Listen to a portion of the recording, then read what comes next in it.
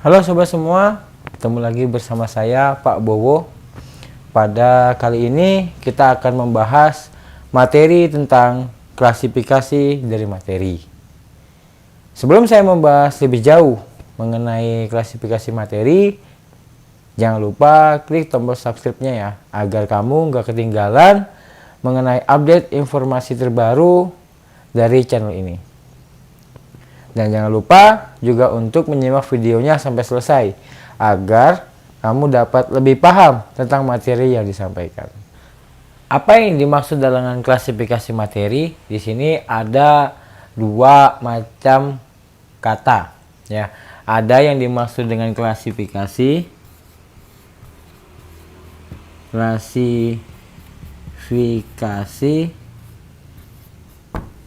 dan juga ada yang disebut dengan materi.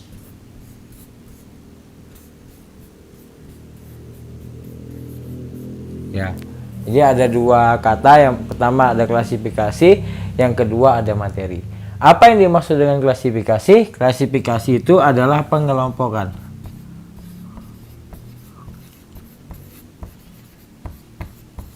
Pengelompokan. Nah, itu disebut dengan klasifikasi. Jadi yang disebut dengan klasifikasi adalah pengelompokan. Klasifikasi makhluk hidup berarti pengelompokan makhluk hidup. Klasifikasi materi yaitu pengelompokan materi. Sementara apa sih yang disebut dengan materi? Materi adalah segala sesuatu yang menempati ruang,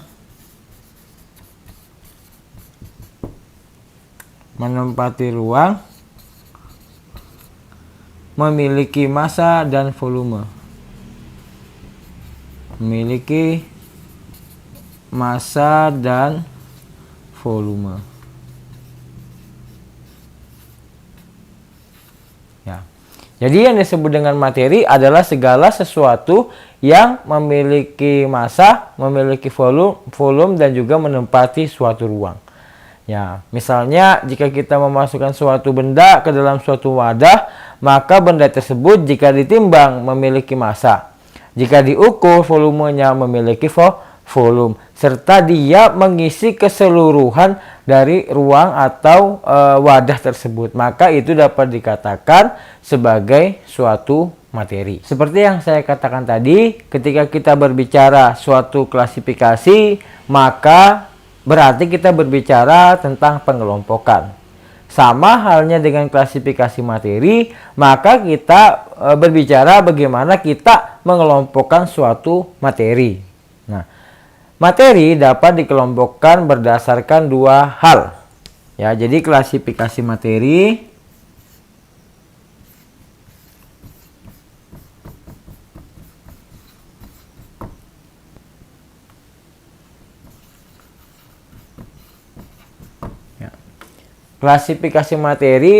atau pengelompokan suatu materi itu didasarkan pada dua hal. Yang pertama yaitu berdasarkan wujudnya.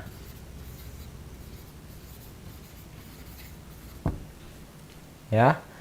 Lalu yang kedua adalah berdasarkan susunan dan komposisinya. Nah, itu berdasarkan susunan dan komposisinya. Ya, pada video kali ini kita akan membahas mengenai klasifikasi materi berdasarkan wujudnya. Ya, mengenai berdasarkan susunan dan komposisinya saya akan bahas pada video berikutnya. Berdasarkan wujudnya, klasifikasi materi dibagi menjadi tiga. Yang pertama ada zat padat. Yang kedua ada zat cair. Dan yang ketiga adalah zat gas.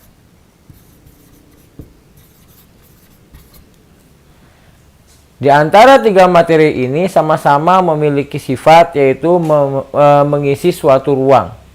Ya, jadi apabila suatu zat padat, zat cair, dan zat gas kita masukkan ke suatu benda, kita masukkan kepada suatu ruang, maka dia akan mengisi ruang tersebut secara seluruhnya. Lalu kemudian zat padat, zat cair, dan zat gas juga memiliki volume dan juga memiliki massa, sehingga mereka dapat dikatakan dalam suatu materi. Akan tetapi antara zat padat, zat cair, dan zat gas itu memiliki perbedaan sifat. Nah, perbedaan sifat yaitu zat gas, zat cair, dan zat padat itu memiliki perbedaan sifat. Nah, mari kita bahas satu-satu apa saja sifat dari zat padat, apa saja sifat dari zat cair, dan apa saja sifat dari zat gas. Materi pertama yang akan kita bahas yaitu mengenai zat padat. Zat padat memiliki sifat sebagai berikut. Yang pertama, strukturnya tersusun sangat rapat dan juga teratur. Lalu yang kedua, gaya tarik antar partikelnya sangat kuat yang mengakibatkan partikel-partikel yang ada pada zat padat tersebut tidak dapat bergerak. Hal ini menyebabkan zat padat itu memiliki bentuk, volume, dan massa yang tetap. Misalnya saja spidol. Spidol ini adalah contoh zat padat.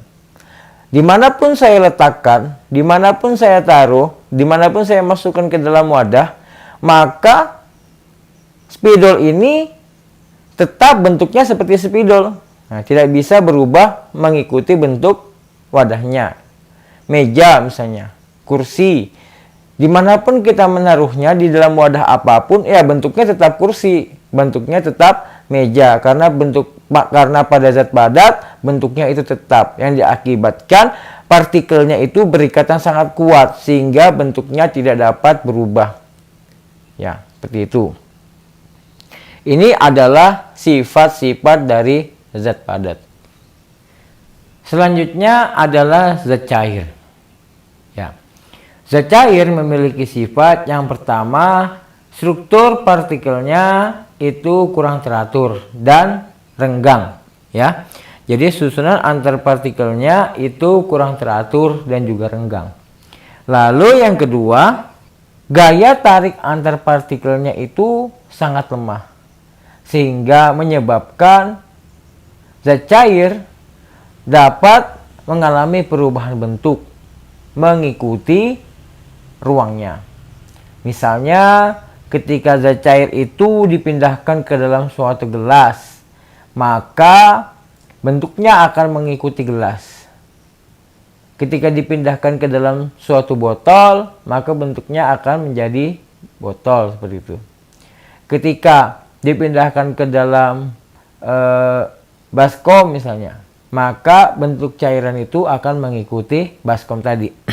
Akan tetapi walaupun ikatan gaya tarik antar partikelnya itu lemah, tetapi masih ada gaya tarik antar partikelnya walaupun lemah. Ya, berbeda pada zat padat tadi, dia memiliki gaya tarik yang amat kuat karena susunannya itu sangat padat, sehingga sama sekali bentuknya tidak bisa berubah. Ya, pada zat cair di sini gaya tarik antar partikelnya itu ada tapi lemah, mengakibatkan dia dapat mengalami perubahan bentuk. Walaupun lemah, tapi antar partikelnya masih memiliki gaya tarik. Dengan demikian, zat cair tidak mudah mengalami perubahan dalam massa dan juga volumenya. Karena masih ada ikatan tadi, maka partikelnya dalam suatu zat cair itu tidak mudah lepas, gitu ya. Sehingga massa dan volumenya itu tetap, gitu ya. Tetapi bentuknya saja yang bisa mengalami perubahan karena gaya tarik antar partikelnya itu amat rendah, seperti itu. Ya, jadi kalau misalnya ada air yang volumenya 1 liter, kita pindahkan ke teko, ya tetap 1 liter volumenya, kecuali ada yang tumpah. Kalau tumpah ya lain lagi ceritanya, gitu ya. Nah, misalnya ada air yang 2 liter, kita pindahkan dalam dirigen 2 liter, ya volumenya akan sama 2 liter, seperti itu ya. Misalnya ada air, kita taruh dalam botol yang sama, ya kita anggap massa botol tersebut adalah 0 lah, seperti itu ya. Kita hitung massa airnya saja. Misalnya massa airnya 1 kg, kita masukkan ke dalam botol, kita pindahkan ke botol yang lain gitu ya. Massa airnya tetap sama gitu, dengan mengabaikan massa botol ya. Kalau kita hitung massa botolnya ya lain lagi ceritanya, massanya akan berbeda gitu ya. Ya itu tadi. Jadi kemanapun kita pindahkan, massa dan volumenya akan tetap sama. Akan tetapi sifat ciri khas dari zat cair ini adalah bahwa bentuknya berubah mengikuti ruangnya atau mengikuti wadahnya, karena gaya tarik antar partikelnya itu amat rendah sehingga bentuknya bisa berubah. Nah, beda pada zat padat tadi, gaya tarik antar partikelnya itu sangat kuat, maka partikelnya tidak bisa bergerak kemana-mana gitu. Oleh karena itu zat padat tadi tidak bisa mengalami perubahan bentuk. Seperti itu ya, sifat dari zat cair. Zat yang terakhir yang akan kita bahas adalah zat gas. Ya. Zat gas memiliki sifat sebagai berikut. Yang pertama, susunan partikel gas itu tidak teratur dan letaknya sangat berjauhan.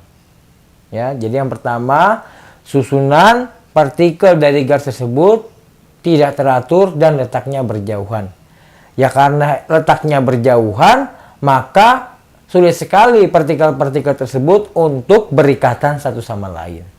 Ya, kita lihat pada zat padat tadi bahwa letak susunan partikelnya berdekatan, ya, rapat, dan juga teratur, sehingga mengakibatkan ikatannya sangat kuat. Ya logikanya saja apabila suatu benda itu yang letaknya teratur, dekat, maka akan mudah sekali kita mengikatnya ya, seperti itu ya. Nah, pada zat cair, susunan partikelnya itu sangat renggang, ya, dan agak tidak teratur, tetapi sangat renggang gitu. Masih memungkinkan terjadinya suatu ikatan, akan tetapi ikatannya lemah, gitu ya. Nah, pada zat gas ini, partikel-partikelnya sangat tidak teratur letaknya. Lalu yang kedua, jaraknya itu sangat berjauhan, sehingga sulit sekali untuk terjadi suatu ikatan antar materinya atau antar partikelnya. Nah, hal ini mengakibatkan bahwa zat pada gas atau zat gas itu tidak memiliki ikatan antar partikel, sehingga partikel-partikel penyusun gas tadi sangat mudah untuk terlepas. Ya, sehingga mengakibatkan bahwa gas tersebut memiliki sifat yaitu bentuk, massa, dan volumenya itu dapat mengalami perubahan atau gampang sekali mengalami perubahan. Ya misalnya ketika udara dalam suatu wadah balon kita pindahkan ke balon lain gitu. Ya, otomatis ukurannya itu tidak akan sama. Kenapa? Karena ketika kita memindahkan dari balon satu ke balon yang lain, itu sangat memungkinkan sekali partikel udaranya ada yang lepas, sehingga mengakibatkan perubahan massa dan volumenya. Ya, seperti itu. Dan juga bentuknya itu mengikuti wadah, sama pada air. Akan tetapi karena di sini partikel zat itu tidak ada ikatan ya antar partikelnya, maka memudahkan partikelnya tersebut untuk lepas, sehingga massa dan volumenya itu juga dapat mengalami suatu perubahan gitu ya. Nah, berbeda pada air tadi, dia memiliki ikatan walaupun sangat renggang, sehingga volume dan juga massanya tetap, hanya ukurannya saja yang berbeda. Ya, mungkin sampai di sini dulu pembahasan kita mengenai klasifikasi materi yang berupa pengelompokan berdasarkan wujudnya. Sampai jumpa pada video berikutnya. Apabila ada yang ditanyakan, silakan tulis di kolom komentar. Jika kalian menganggap video ini bermanfaat, jangan lupa dibagikan agar teman-teman yang lain mendapatkan manfaat yang sama. Jangan lupa di subscribe channelnya biar nggak ketinggalan mengenai update video terbaru dari saya. Sekian dan terima kasih. Assalamualaikum warahmatullahi wabarakatuh.